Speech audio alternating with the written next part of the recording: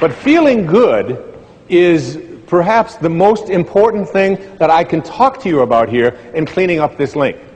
If you open up the Torah, this ancient spiritual text, the Old Testament, and go to the very opening lines, Genesis 1:1, it says, what? In the beginning, God created heaven and earth. Pretty simple. God is infinite. Out of this source came all the material worlds.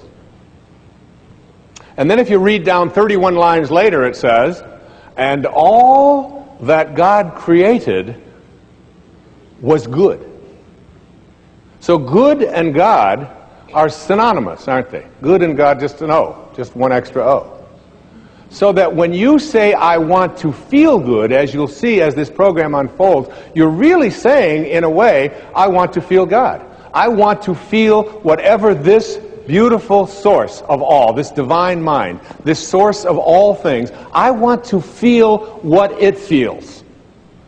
Now you might say to yourself, yeah, it's easy to say I want to feel good, but how can I feel good when so much around me is bad? How can I feel good if my sister-in-law has cancer? And how can I feel good if I know that over on the other side of this planet there are people who are starving to death? And how can I feel good if there are people who are poor and I have money, and there are people who are starving? And how can I feel good when my children act in the way that they act? Or how can I feel good? And I suggest to you that when you say I want to feel good, what you're saying is I want to feel God. I want to feel this. I want to connect here. And I want to offer this to you as a very important and powerful piece of advice that came to me years ago.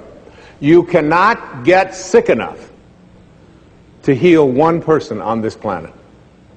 And you cannot get poor enough to make one person wealthy on this planet.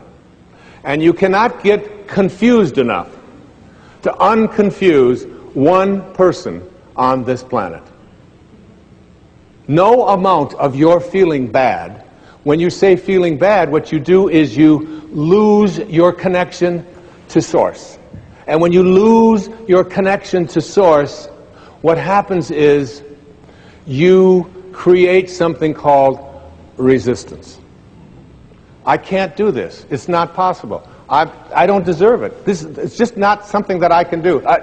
And when you create this kind of resistance, you have emotions. And these emotions become sadness, fear, worry, anxiety. And what I'd like to offer you is a way for you to use these emotions that you are experiencing at any time in your life and use them as a system, as a barometer, as a guidance system to say to yourself, what kinds of thoughts am I having that are keeping me from being in rapport with this field of intention?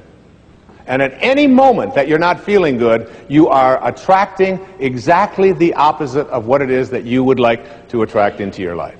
You are using this as a way to keep yourself from feeling God or feeling good.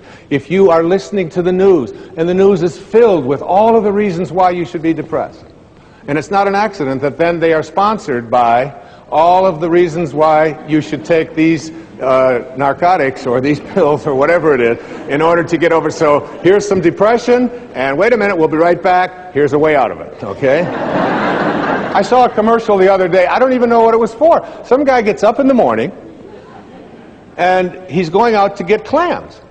And he's going out clamming in the morning, and he's successful at getting the clams. He walks off, and he's got his clams. And I think, and then they say, call your doctor to see if you need some of this clam-finding miracle drug.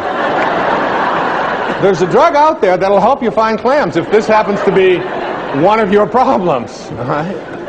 And there's something out there, and now we're being told to call our doctors.